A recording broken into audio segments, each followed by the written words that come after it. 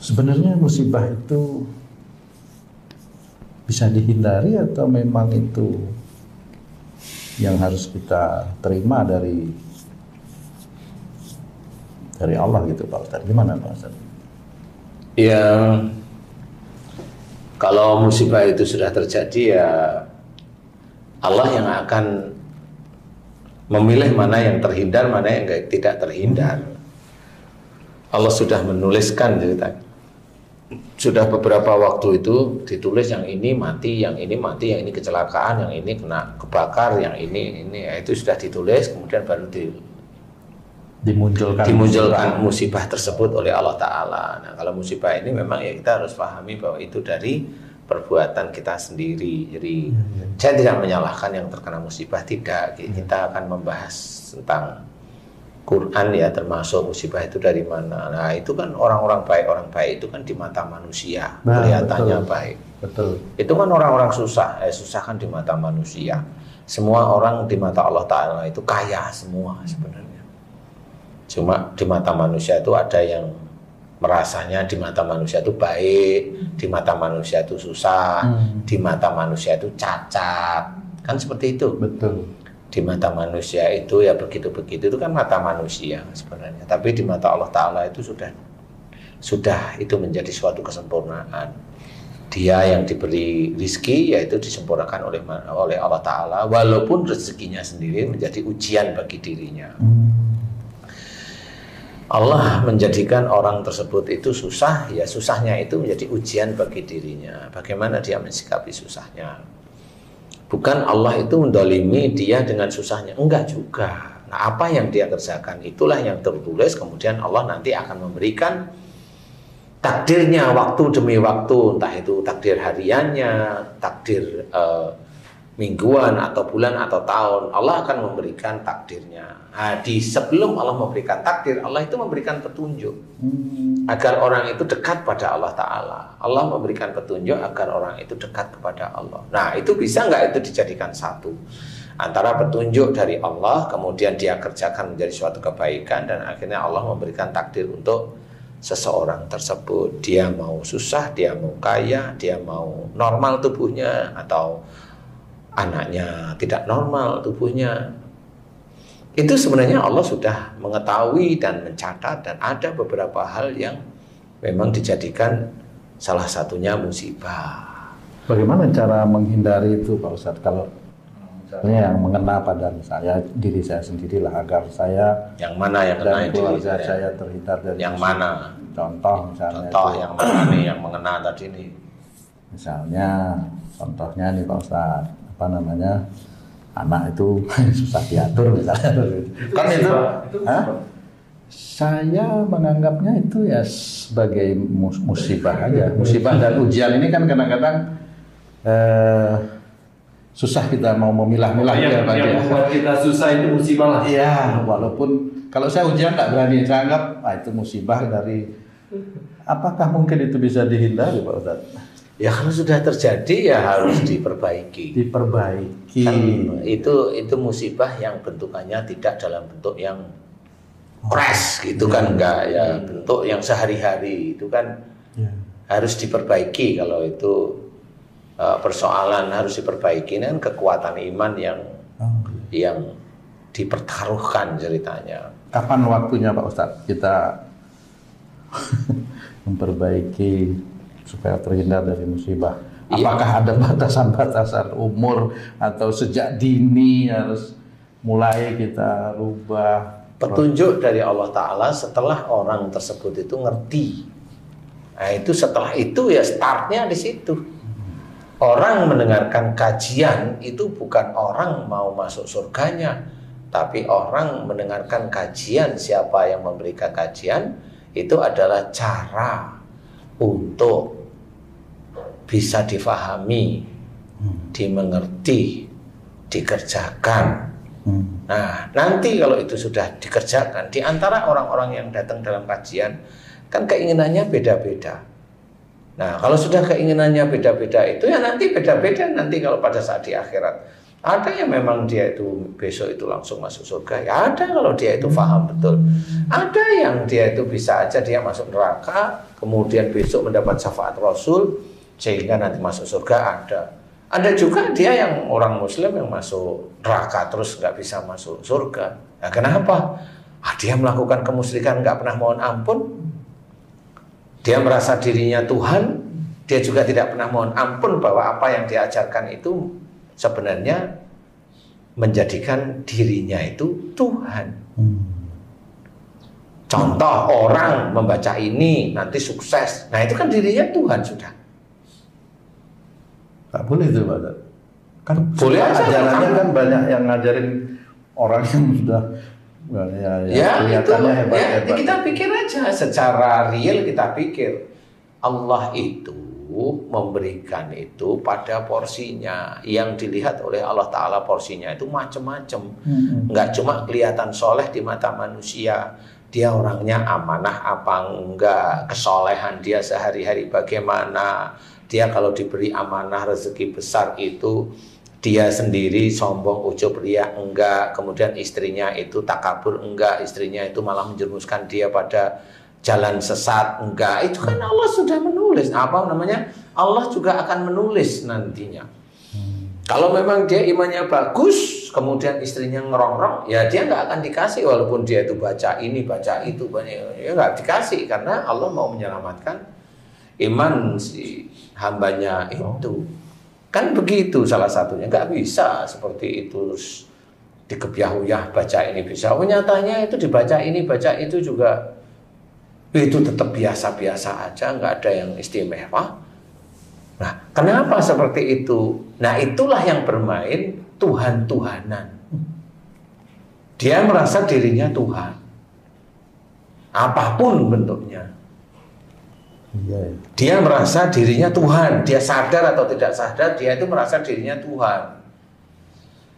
Kenapa? Ya seperti itu kelakuan. Sehingga dia tidak sadar. Dan itu dilakukan terus-menerus dan itu disebarkan. Itu menjadi dosa jariah. Allah itu yang maha mengatur rezeki kita. Bukan Allah itu pembantu kita. Bukan kita itu siapa. Kita itu makhluk. Kok bisa nyuruh Allah dengan baca ini terus sukses, baca ini terus kaya, itu dari mana? Gak ada ketentuannya. Itu hanya katanya, menurut ini. Akhirnya apa? Islam itu seperti apa namanya? Islam itu seperti guru kita maksudnya. Jadi tidak diterjemahkan secara aplikatif. Guru ngomong begini ikut, ya susah. Nah, yang seperti itulah yang harus kita sadari. Nah, seperti kayak kamu tadi, umpamanya kalau anak sudah begini ya startnya itu setelah kamu ngerti itu ya start. Gimana caranya? Kan gitu. Gimana caranya kamu start? Nah, itu kan saya misalnya udah ngerti nih Pak Ustadz, ini langsung ke saya nih. Saya kasih tahu anak saya. Kan saya pingin saya dan anak istri saya itu masuk surga. Itu kan keinginan saya. Boleh punya keinginan baik. Saya kasih tahu anak saya, kamu itu kalau mau masuk surga harus dengerin papa. Loh, papa dulu gimana? Itu anak saya kadang-kadang gitu ya Pak Ustadz. Itu jadi yang namanya yang dalil nyuruh anakmu ingin masuk surga suruh dengerin kamu itu ya siapa? Dalilnya mana? Maksud saya lah kamu sendiri itu juga salah ngasih pelajarannya. Untung nggak ngomong saya punya kuncinya nih. Iya, kunci surga nih. Ya nggak bisa. Saya kan maksudnya biar kamu tuh sholatnya, kalau sholat jangan tinggalin. Papa dulu, wah itu selalu apa namanya dibalik-balik. Ya nggak apa-apa, tinggal jawab kalau mamanya anakmu lah. Papa dulu gimana? Gimana kamu jawab? Ya papa dulu juga kayak kamu kan gitu jadinya. Gimana Pak Ustadz? Kan harus jujur ya Pak Ustadz. Lah ya itulah jujur namanya. Terus harus gimana Pak Ustadz? Ya nggak apa-apa, jujur itu sudah cukup lah. Intinya kalau kita bingung. Intinya itu kalau kita itu ingin mengajak anak kita, keluarga kita itu istilahnya ada dalam lindungan Allah, jangan kita yang menjadi bemper. Kamu manut bapak itu nggak boleh. Itu dosa. Kalau saya katakan itu dosa karena kita itu belum tentu benar. Iya, iya. Jadi gimana? Jadi ya ikutin Rasul. Rasul bagaimana? Yang ngomong itu begini. Ya Rasul kan begitu. Allah ceritain gimana? Allah ceritain kalau Rasul begini, Allah ceritain seperti ini. Sehingga dia itu taunya ya cinta pada Allah sama Rasul. Orang tua itu hanya sebagai jalan aja. Nah kalau mamanya kita itu ngomong bahwa contohlah papa, contohlah bapak, itu sudah merasa kita itu hebat. Nggak boleh seperti itu. Nah itu merupakan kesalahan. Nah itu dosa. Kalau itu dianggap ya itulah dosa yang betul-betul akhirnya ngunci.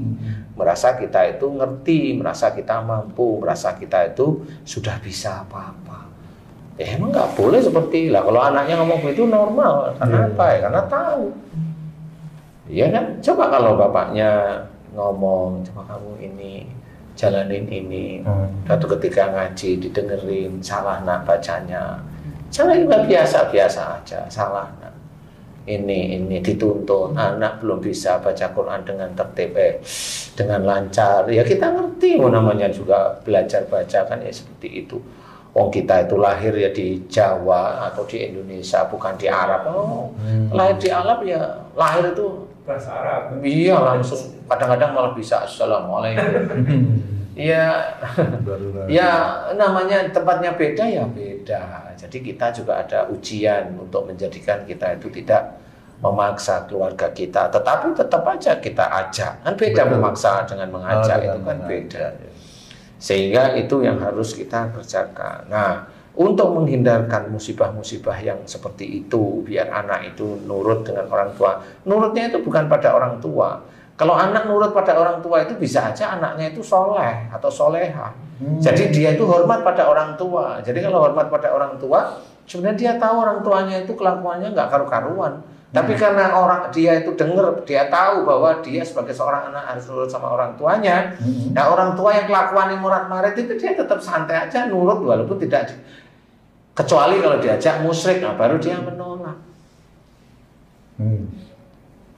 Nah itu anak yang soleh seperti itu. Jadi tidak hanya cuma dari sisi kita harus melihat dari tengah-tengah.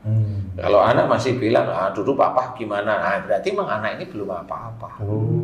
Dia masih dendam dengan keadaan. Nah apakah itu seperti itu? Dicek aja, memang orang tuanya ada dendam nggak? Seringnya ada dendam nggak? Gitu. Kalau orang tuanya senang ada dendam, ya begitu ya, memang itu anakmu kan gitu. Bukan anakku kan gitu. Sama seperti kalau memang anak dikasih tahu nurut, itu kelihatan nurut, nggak tahu hatinya kan ngeyel, kan nggak tahu. Itu yang bagi yang ngeyel, gitu. Sehingga ya ya itulah salah satu. Jadi musibah itu sebenarnya hal yang kalau musibah itu terjadi memang itu sudah tercatat karena beberapa waktu musibah daerah itu sudah dilihat oleh para malaikat, diberitahukan kepada Allah, orang-orangnya seperti ini, seperti ini, seperti ini, seperti ini. Sehingga dicatat oleh Allah Ta'ala, sekian tahun orang ini nggak bisa ngasih tahu anaknya, si anak dikasih tahu orang tuanya selalu begini, si ini, anak ini, memang dia baik, dia rajin ibadah, tapi dia itu merasa sombong dengan ibadahnya. Lah kalau dapat musibah mati semuanya, normal aja mati. Dan mau ngomong apa? Tapi cuma beda-beda di mereka. Yang satu udah nggak manfaat, ngapain harus hidup kan gitu. Yang satu anaknya emang dia imannya bagus, daripada kesombongan itu muncul terus dimatikan oleh Allah Ta'ala, itu diselamatkan kan gitu namanya, itu diselamatkan. Nah, bagi orang-orang yang agamanya lain, ya jangan ngomongin masalah itu kalau agama lain kan gitu. Wong di lingkungan itu juga belum tentu itu muslim semua, kan seperti itu. Nah inilah yang harus kita pikirkan. Kalau memang mau nolong, ya ayo kita tolong, sudah itu aja. Kan gitu ya. Jadi musibah bisa dihindari apa enggak, kita enggak tahu. Allah itu mau menurunkan musibah kepada siapa itu kita enggak tahu. Allah itu mau menurunkan kamu, mamanya dulu kamu tuh punya pikiran kalau akhir tahun kamu dapat bonus, nggak dapat bonus itu ya musibah bagi kamu. Kalau mamanya diurut bukan musibah bagi kamu masalahnya. Ya karena kamu nggak taunya sama pimpinanmu ngeyelan, ya wes. Untung pimpinannya itu. Iya untung pimpinannya nggak ngasih bonus. Ustaz, kan musibah Ustaz. Untuk pimpinannya ternyata pimpinannya jatahnya nambah double. Insyaallah. Lah iya, nggak apa-apa, dosanya juga double. Ngomong sudah puasa, sudah tiap hari sholat, ya di bulan Ramadan puasa semua, tapi masih nyuri, ambil efisiensi di sana. Lu itu tiap hari sholat, hari-hari puasa masih nyuri. Gimana? Itu namanya mau menipu Allah ya begitu. Dia tetap aja sholat, lupa kalau itu nyuri. Nyurinya pakai bismillah. Iya. Kalau di kita itu ya bismillah mau itu bukan merampok kan gitu ya. Doanya yang penting Ustaz, semoga lancar dan aman. Itu paling tidak ketahuan kapan gitu ya. Doanya seperti itu. Iya, gimana? Kadang saya suka berkumpul nih dalam suatu kesempatan sama anak dan cucu gitu kan, dengan istri juga. Istri yang mana nih? Istri cuma satu. Oke, ya. Udah punya cucu Pak Haji. Udah punya cucu. Alhamdulillah. Alhamdulillah. Sebentar lagi ya. Amin. Nah, karena saya sering berkumpul dengan Ustadz, banyak pertanyaan dari anak-anak saya tentang kejadian-kejadian di masyarakat yang umumnya tentang musibah. Dia bertanya, ayah, itu dia meninggalnya husnul khotimah kali ya? Kenapa Pak? Di masjid misalnya gitu kan, sholat dan lain-lain. Kemudian ada lagi yang bertanya, itu meninggalnya tabrakan kesian.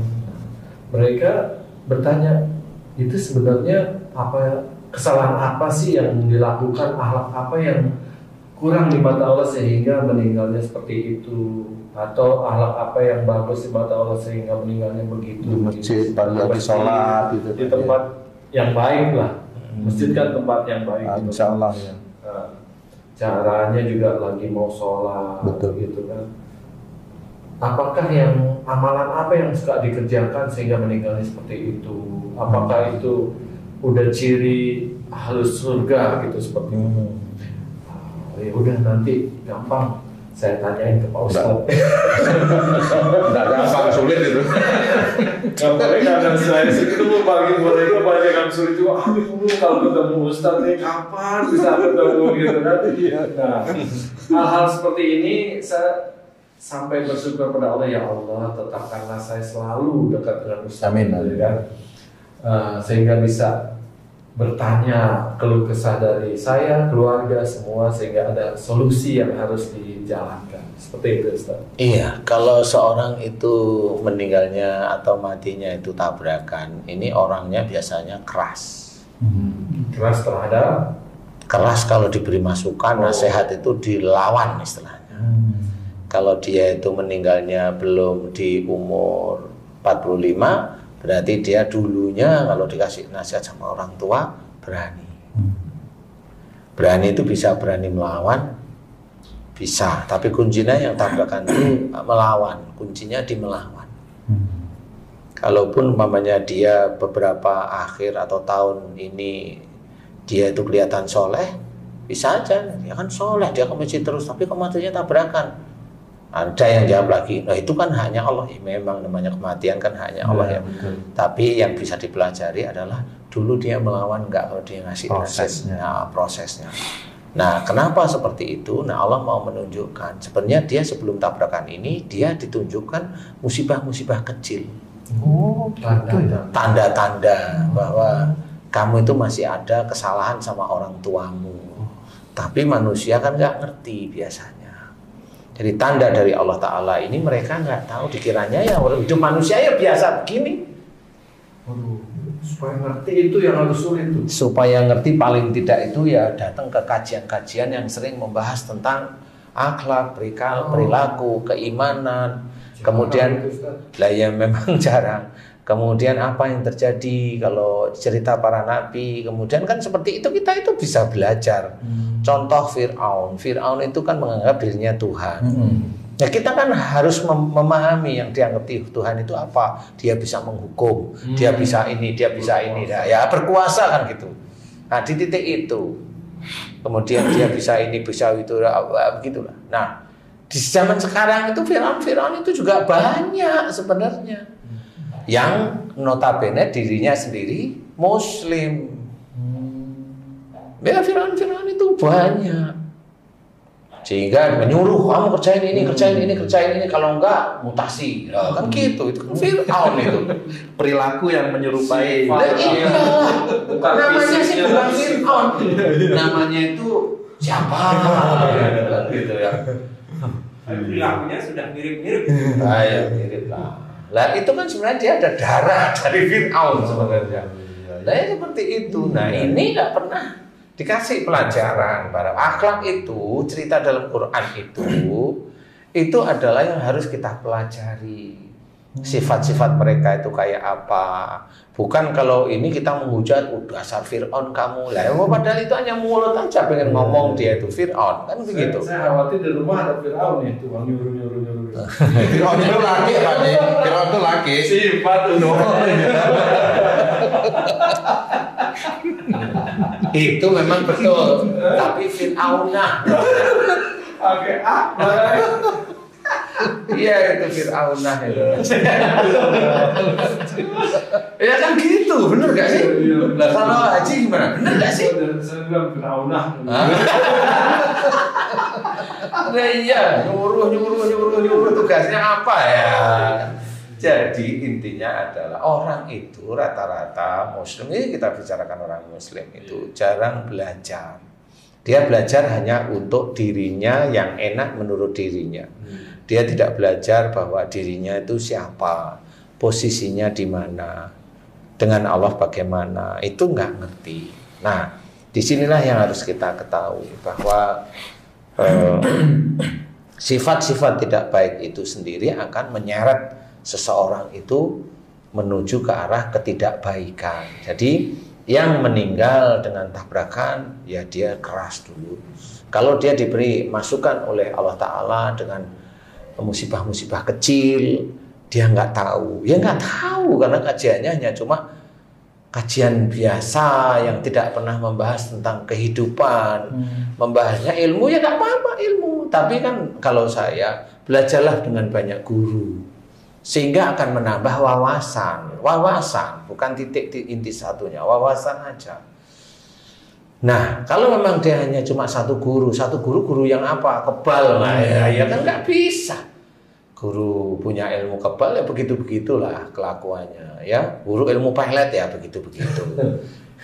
Kalau keinginannya nggak diikuti, bilang itu udah menyakiti hatiku guru kan itu. Gimana dia caranya nggak menyakiti? Baca apa? Nah, kan gitu. Nih taruh di rumahnya. Ya begitu itu. Yang guru yang malah mengajari tidak baik itu begitu. Kemudian ini kira-kira pohon besar ada jinnya enggak? Oh ini dibaca-bacain aja nih. Itu guru, tapi ya udah ngapain dibaca-bacain? Itu jin itu sudah di pohon itu sejak dia itu belum lahir. Nah ini di pohon diusirin. Nah kalau orang yang ngusir jin itu, mamanya dia di rumah ditendangin itu, kira-kira mau enggak orang ini? Cerminan itu ada di YouTube itu ada. Bangir lagi hidungnya coba. Aduh. Pakai gamis lagi kan dia malu-maluin. Itu kalau dia punya rumah diusir kira-kira mau enggak? Itu kan malu. Allah udah biarin selama dia enggak ganggu, biarin aja. Gimana sih mau mikir dia bersosialisasi kok nggak tahu kayaknya itu jin musuhnya dia kan gitu. Emang jin itu sama dengan setan loh. Kamu itu yang sama dengan setan misalnya. Setan itu yang selalu melihat orang lain tertib, enak, nyaman itu sakit hati. Bener gak sih? Orang itu lihat orang lain punya uang itu iri, sakit hati. Itu setan itu. Udah jin di pohon, udah bagus-bagus, udah tertib, diizinkan oleh Allah Ta'ala. Loh, dia di pohon kan diizinkan oleh Allah Ta'ala. Loh yang nyuruh rukyah juga senteng apa ya gimana? Sok tahu. Nah iyalah itu juga tidak boleh. Kalau itu benar-benar ditanyain coba. Emang kamu punya rumah digusur aja coba sama preman lapornya sama polisi kan gitu dia. Ini rumah saya. Coba jinnya itu ada polisi jin atau dari malaikat jinnya protes. Ada hak-hak antara manusia dan jin itu gimana coba? Minta ganti rugi. Bukan, itu manusia itu kurang ajar itu walaupun pakai gamis itu, dia pakai peci haji itu, hidungnya mancung agak brewok-brewok dikit lah ya. Itu kacau itu, dia ngusir saya sudah nempatin sejak dia itu masih jadi kecambah. Itu nggak boleh seperti itu melanggar hak dan aniaya. Dia masuk ke ranah yang mana? Wa may yaf'al dzalika udwana wa dzulman fasawfa nuslihi nar. Dan barang siapa melanggar hak dan berbuat aniaya akan dimasukkan ke dalam neraka. Itu sudah jelas walaupun dia pakai begituan tapi dia kayaknya kok nggak ngerti sih. Dia itu merasa memang jago baca-baca apa gimana kan gitu. Ya nggak bisa. Nah itu berbuat dolim. Nah, apakah itu dikatakan soleh? Bajunya memang iya. Kan gitu, tapi orangnya walau alam. Nah inilah yang harus kita ketahui. Enggak, Allah itu tidak melihat fisiknya. Allah itu melihat perbuatannya. Ya ilmunya, ya perbuatannya. Ya dia punya ilmu, iya punya ilmu, tapi kacau ilmunya dipakainya kan gitu. Nah orang-orang begitu kalau dia dikasih amanah uang besar kira-kira gimana? Oh dirusak itu. Orang-orang begitu kalau dikasih amanah uang gede itu dirusak itu orang-orang yang nggak suka sama dia dirusakin pasti. Nah nggak boleh seperti itu, tidak boleh. Ya semua hak. Kalau nggak percaya coba, itu ada anjing lewat di depan, tendang itu kan najis itu videonya. Kan sama seperti itu, nggak ada apa-apa kok. Ya itu nggak ada di otaknya, nggak ada gimana. Nah, itulah nggak ada adab. Dia nggak punya adab walaupun dia itu punya ilmu agama Islam ngomongnya. Dia nggak punya adab, dia nggak punya etika. Dan itu Allah tidak suka sama dia. Pasti. Dia hanya blegernya, orang Jawa itu blegernya aja. Dia kelihatan orang soleh kan gitu. Enggak. Tampilannya. Itu nggak bisa. Tampilan itu nggak bisa. Casing. Itu nggak bisa. Namanya soleh itu betul-betul perilaku.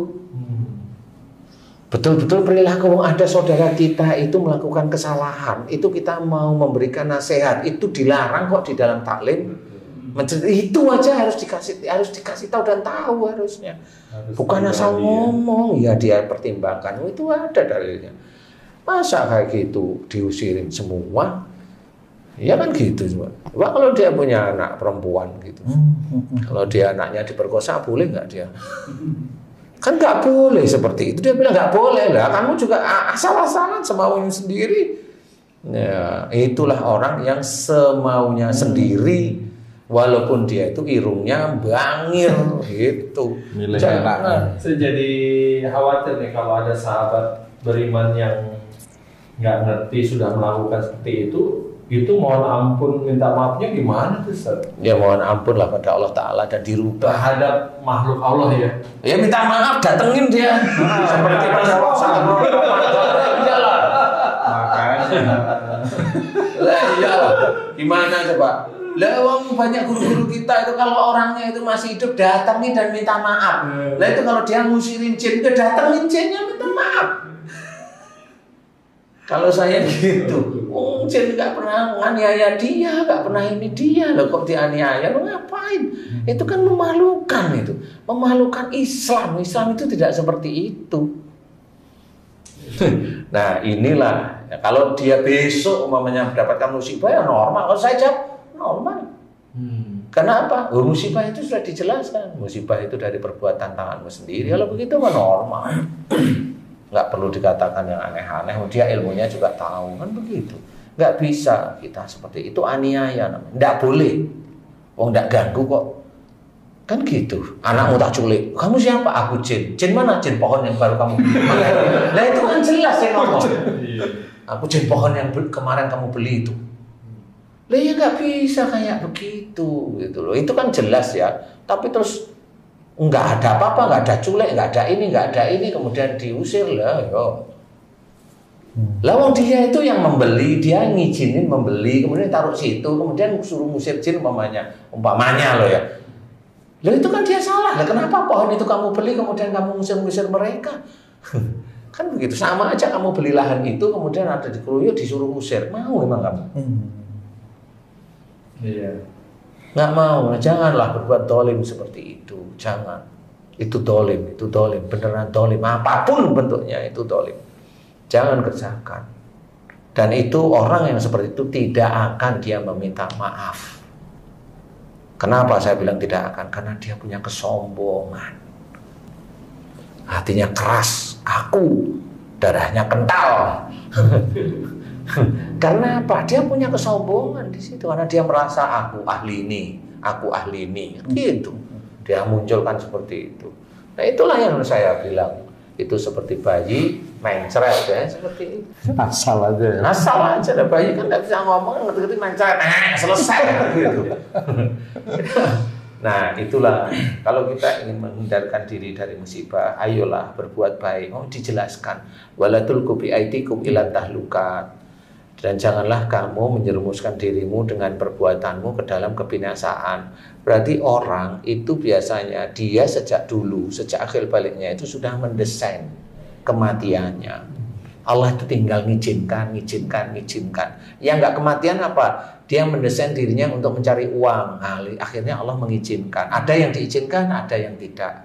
Ada yang dipending. Itu kan cara Allah aja. Kalau kematian itu jelas. Seseorang yang tidak pernah dia sangka-sangka. Dia melakukan dengan marah yang diam. Apakah marah diam itu salah? Banyak orang bilang, oh dia sabar kok, oh dia diam. Dimarahin aja dia diem. Terus pergi aja. Itu sabar sekali. Kalau saya lakukan. Nah, di situ kalau dia matinya besok selesai normal. Kalau saya bilang, oh normal, udah bener, Allah nggak salah. Kayak begitu. Marah ditahan ya. Nah iya, mau cerita apa sekarang? Nah, ilmunya sudah ada, yang diizinkan oleh Allah Ta'ala.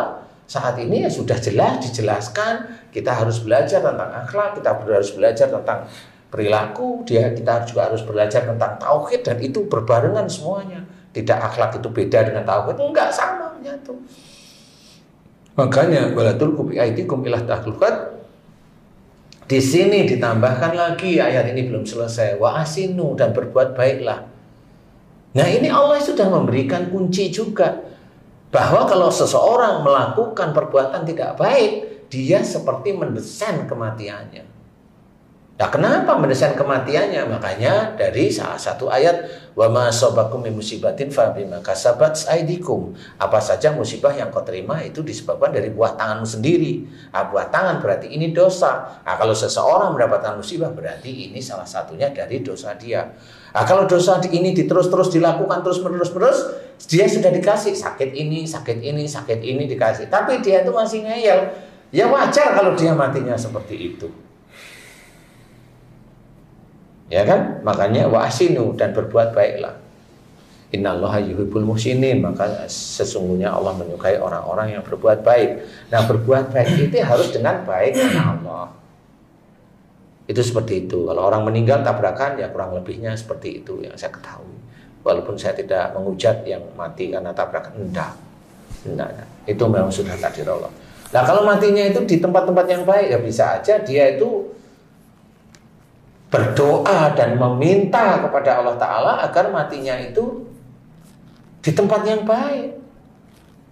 Jadi seperti hasil dari doa dia gitu. Ya itu hasil dari doa dia. Karena persoalan dari amal solehnya wallahualam. Ya wallahualam, nggak ngerti. Itu kan doa Allah. Saya rupanya ada orang itu doa, saya ingin meninggal saya di Mekah. Ya mati di sana. Lah apakah dengan mati di sana itu juga dia pasti masuk surga? Ya Allah, enggak jaminan kayak gitu. Itu kan keinginan sebenarnya.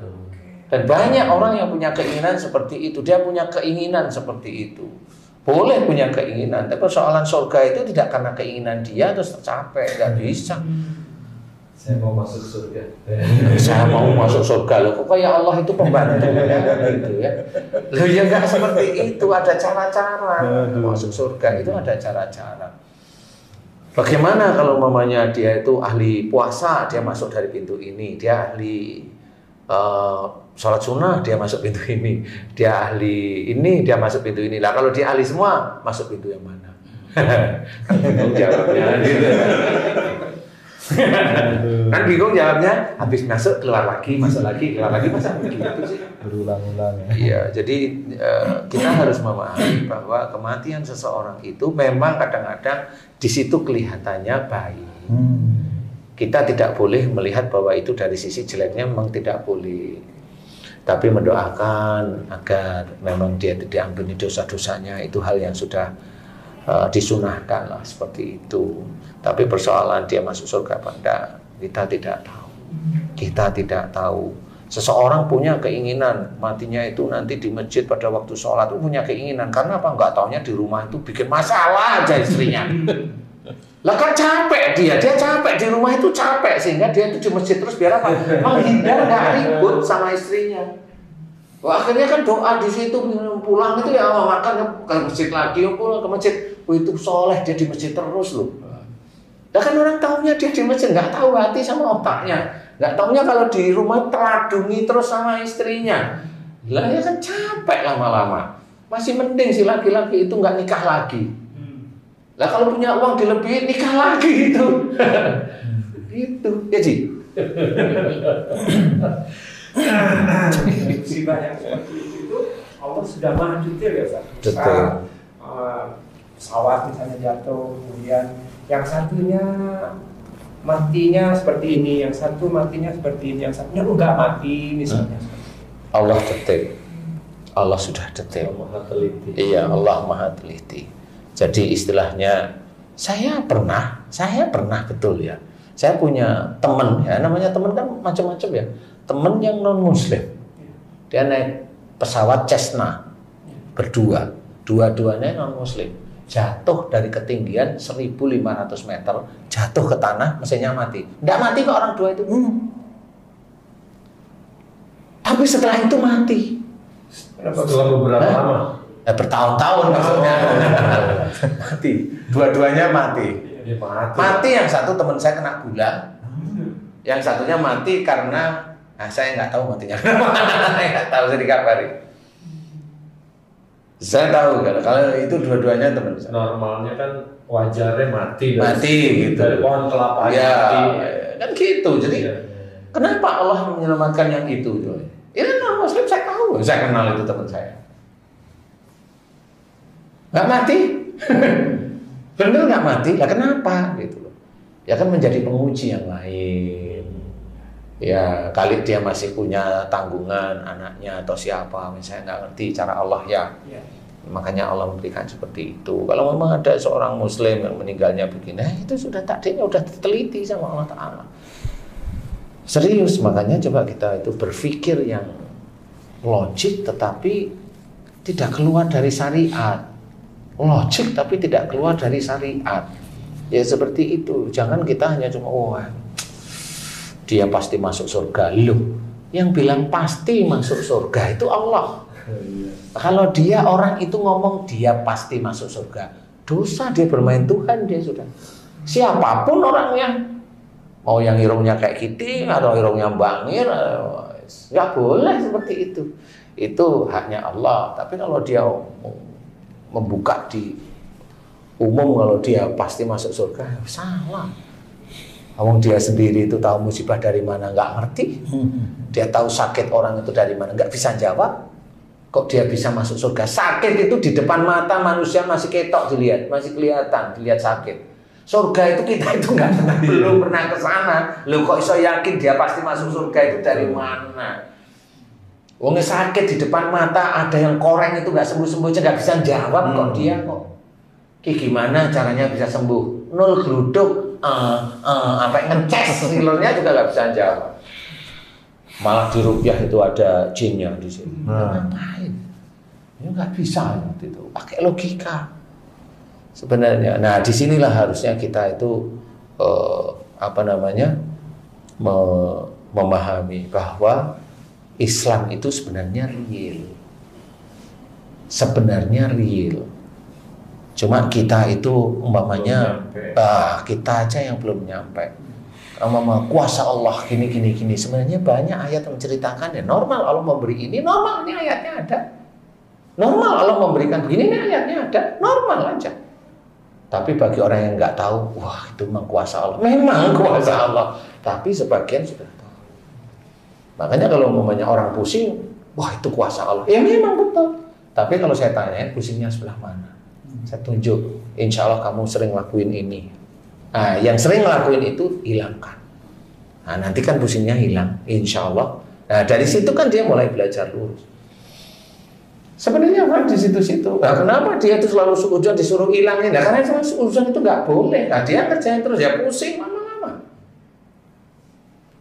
Dia mikir sampai begini, sampai stres. Kenapa dia stres? Dia lupa kalau dia itu kalau mikir ini nggak mampu, serahin aja sama Allah Ta'ala.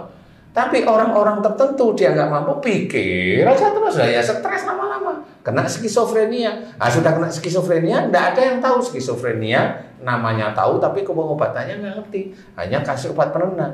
Nah, kalau di saya terangkan. Kamu pasti dulu insya Allah ngalamin ini. Bener nggak? Bener Ustaz. Lepaskan itu.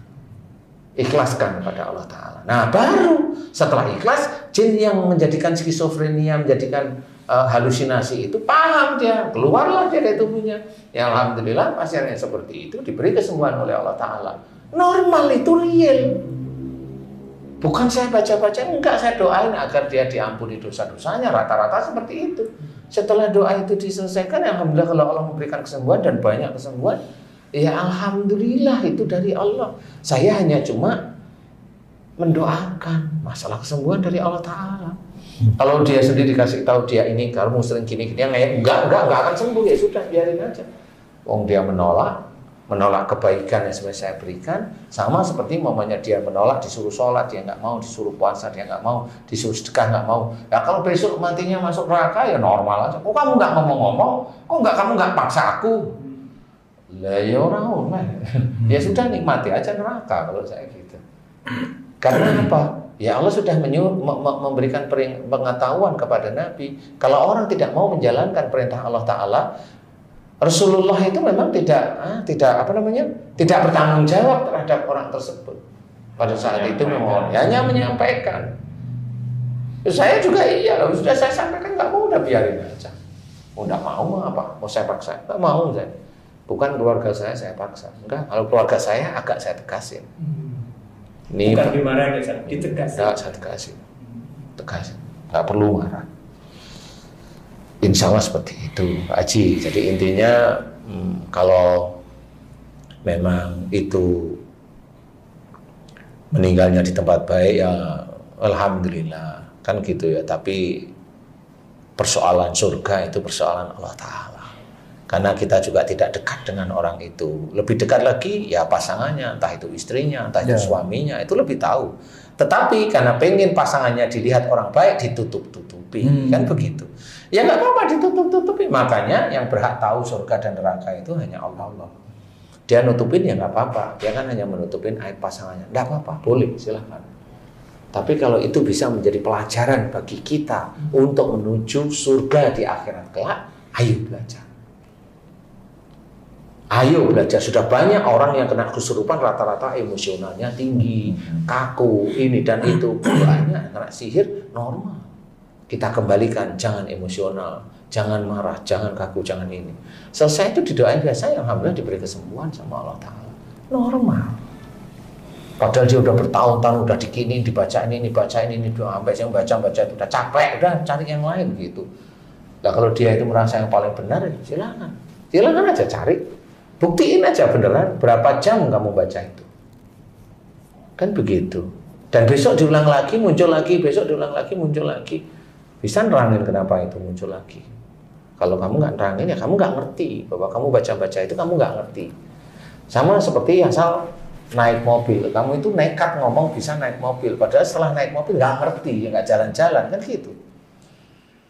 Itu sama seperti itu. Jadi musibah kita tidak pernah akan tahu kapan musibah itu akan datang. Tapi kalau kita melakukan sesuatu hal kesalahan demi kesalahan terus-menerus, pasti musibah itu akan datang, pasti.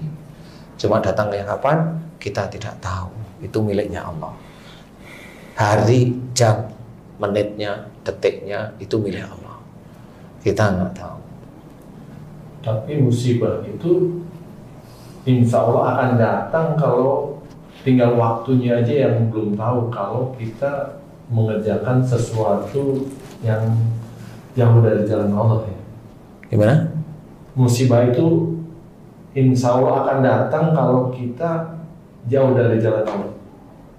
Iya, musibah itu bisa didatangkan di dunia atau nanti setelah dia mati. Ya, di dunianya nggak ada musibah, tapi di akhirat udah pasti musibah. Iya betul. Karena salah satu bentuk musibah yang dicepatkan oleh Allah Ta'ala itu lewat iman sama amarah, sama nafsu.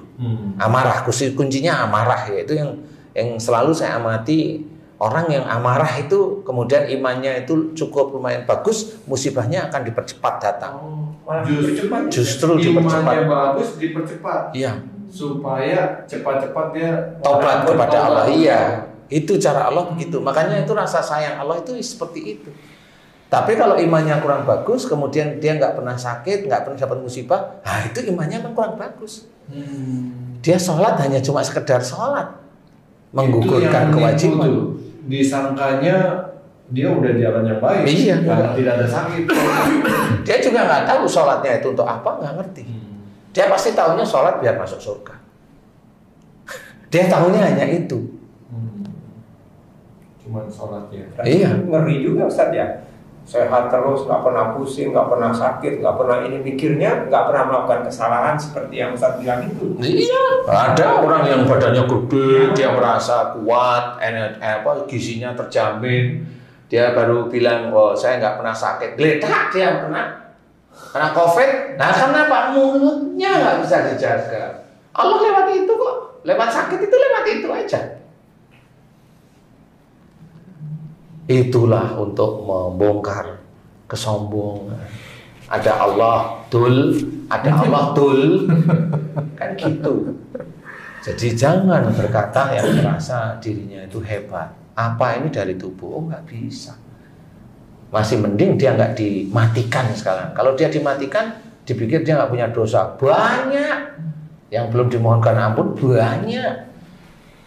Nah, itu karena sayangnya Allah, dia disehatkan ceritanya. Ini karena sayangnya Allah. Ya, sayangnya Allah itu bukan berarti dia soleh. Belum. Allah itu banyak hal yang kita tidak tahu. Belum tentu. Kalau dia nggak paham-paham juga Ustaz, masih begitu juga. Biarin aja, emang saya Urusan dia, ngurusin. Saya jawab ngono, walaupun saya jawab, biarin aja, emang saya ngurusin. Pelajarannya nggak sampai Ustaz. Biarin aja, memang otaknya nggak sampai. Karena kalau otaknya sampai, dia itu mamanya ada di TV atau di YouTube. Omongan itu dia jaga kalau otaknya sampai. Lah omongan juga nggak sampai, omongan aja dia nggak jaga. Kalimat pakai A depannya untuk menghujat, di mana belakangnya ada ekornya. Depannya B. Belakangnya ada kutu busuk buaya. Itu begitu dia lakukan terus-menerus, mana dikatakan soleh. Apakah dia sudah seperti itu dengan dia itu seperti itu dia menjadi baik? Belum tentu. Dan masuk surga kan? Dan pasti masuk surga. Surga gundul saya ngomong. Surga mbahmu lah kalau boker gue. Kalau surga milik Allah enggak, saya menjawab enggak begitu. Enggak. Surga itu banyak orang yang senantiasa beradu salam. Berarti orang di situ itu saling memberikan, mendoakan keselamatan. Paham? Ini yang paling gampang itu ditulis dalam Quran. Iya. Dan mereka paham? Mengucapkan salam. Paham? Lah kalau di dunia dia itu memaki orang itu ngono kok arep mlebu surga sisih endi? Lewat mana mau masuk surganya? Pakai otak. Berarti orang untuk masuk surga itu memang sulit kalau dia itu senantiasa memberikan keselamatan. Membantu orang yang kesulitan, diajarkan untuk menjadi baik, kembali sehat karena Allah Ta'ala. Itu sulit seperti itu. Tidak cuma salam-salam biasa. Salamnya kita itu harus dipraktekkan. Betul gak kamu itu memberikan Keselamatan atas saudara-saudara kamu. Keselamatan dan perlindungan. Iya. Oh, itu merupakan petunjuk. Lah iya. Untuk kita hidup di dunia ini kalau mau masuk surga juga ya. Lah iya. Kan di situ dikatakan dan mereka selalu mengucapkan salam. Ya kan Pak Haji? Iya. Para malaikat dan orang-orang yang di dalam surga. Lah iya itu. Lah itu kan petunjuk Allah bahwa di dunia itu dia kalau di surga ingin seperti itu, di dunianya dia harus jalankan itu. Berikan keselamatan pada orang lain, jangan menghujat. Jangan mengadu-adu orang lain gini. Acara TV yang adu-adu itu memang selamat itu di situ. Belum tentu. Walaupun dia itu begini. Iya. Belum tentu. Assalamualaikum katanya kan gitu. Itu yang harus difikirkan. Kamu masuk surga dari mana aja? Kalau dia sholat tapi hobinya dia fitnah, dari mana? Fitnah kepada saudaranya sendiri. Ya udah selesai lah. Cukup di dunianya. Kamu itu bersendaguro di dunia kalau udah begitu. Ya, inilah yang tidak pernah difikirkan kita sebagai seorang muslim. Mau lewat mana? Surga itu sulit, tidak gampang. Itu yang bersendaguro itu yang begitu. Ini yang harus kita sadari. Lalu kita itu ada orang yang berdoa, ya Allah, kumohon jadikanlah aku hambamu yang soleh. Yang namanya soleh itu banyak cara Allah untuk mengingatkan jadi soleh. Dia berdoa bertahun-tahun, suatu ketika HP-nya itu ketinggalan aja. Sudah setengah mati mau nyelamatin HP-nya. Ketangkeplah sama istri. Dari kita mau orang. Sama istrinya. Oh, udah ketahuan, masih aja ngeyel. Masih aja berkelit. Padahal doanya dia ingin jadi orang soleh. Nah, padahal ketahuan sama istrinya itu. Lah itu cara Allah itu agar kamu soleh itu ya salah satunya itu. Diselamatkan. Ada keterbukaan gitu. Terbuka gimana maksudnya? Ya jangan membohongi istri kan kira-kira itu bahasanya masalah itu masalah itu. Jangan apa maksudnya? Membohongi istri, ya kan? Ya nggak tahu saya. Jadi bisa seperti itu. Musibah juga itu. Itu bukan musibah itu sebenarnya. Itu jalan menuju kebaikan. Cuma memang enggak dirasain enak bagi orang-orang tertentu gitu ya. Sesuai keinginan. Tidak sesuai keinginan. Karena keinginannya masih berapa tahun ke depan selesai. Ini hari ini. Tapi kalau istri cerewet suka nyuruh-nyuruh musibah kayak itu Pak Ustaz. Enggak, itu amal soleh bisa. Kebaikan. Itu istrinya kesurupan malaikat. Agar suaminya menjalankan kebaikan. Aduh, itu pikir istrinya. Itu kesurupan malaikat. Ya enggak lah ya. Jadi intinya adalah memang soleh itu sulit. Makanya kita harus belajar benar. Ya, kalau kita ingin di dunia itu dalam Quran itu banyak perkataan orang yang ingin ikuti surga maksud saya. Iya. Itu orang-orang yang di surga itu perkataannya apa? Itu ditulis di dalam Quran.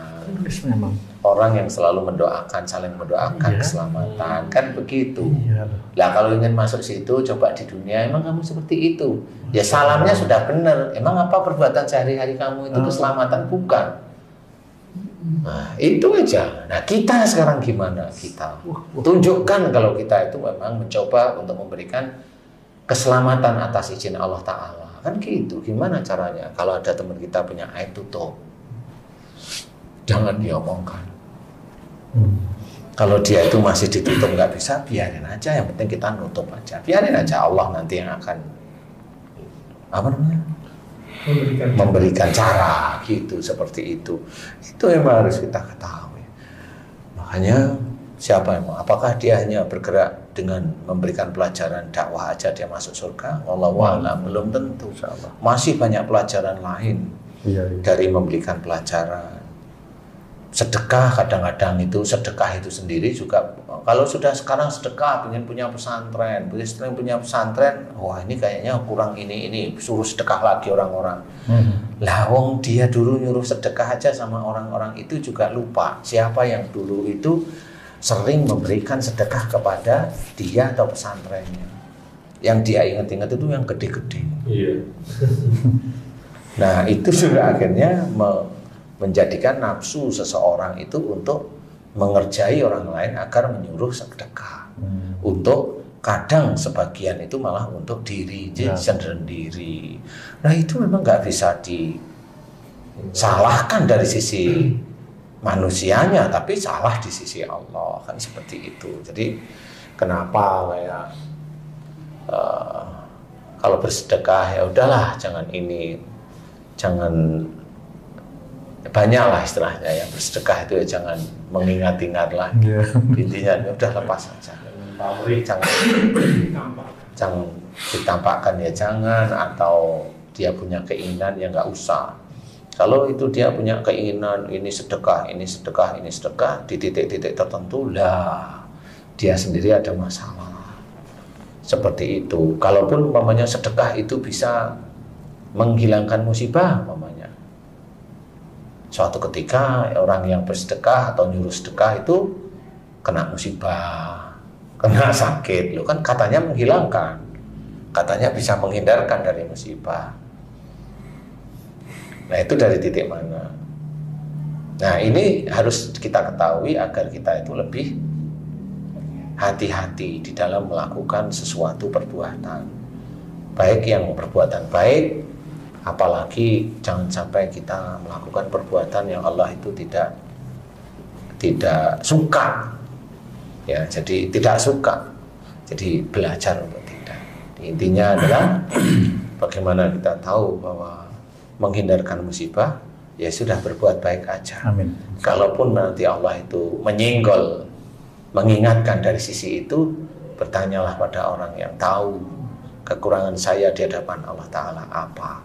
Kalau itu terjawab, kerjakan terus-menerus istiqomah dan jangan ulangi lagi. Nah itu taubatnya bisa diterima oleh Allah Ta'ala. Salah satunya diberi kesembuhan sama Allah, kan seperti itu ya. Atau diangkat dari musibah-musibah yang seperti itu. Karena orang itu meninggal bisa aja, maunya ada orang bilang dengan pasangannya, aku kalau nggak sama kamu, aku nggak bisa hidup. Pasangannya mati, dia ikut mati. Nah itu karena sumpahnya sama. Jadi seperti itu, dia kepingin sekali terucap, ya Allah besok kalau bisa aku matikan di tempat yang baik, di lingkungan baik. Memang bisa aja dikabulkan sama Allah Ta'ala. Tapi apakah itu masuk surga? Ya belum tentu.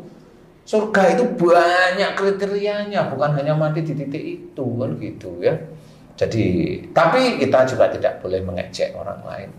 Dia mati di mana saja, hormati saja, hormati. Doakan pada saat kita memang takziah mengunjungi yang meninggal itu, doakan yang baik, sehingga nanti kita juga termasuk digolongkan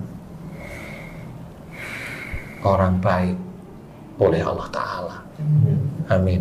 Ya, itu yang kita cari, bukan orang lain menggolongkan kita baik tapi karena sesama golongannya, kan gitu. Tetapi Allah yang menggolongkan kita baik. Kita ya seperti itulah, walaupun itu sulit, memang sulit. Insya Allah seperti itu. Mudah-mudahan ini bisa manfaat.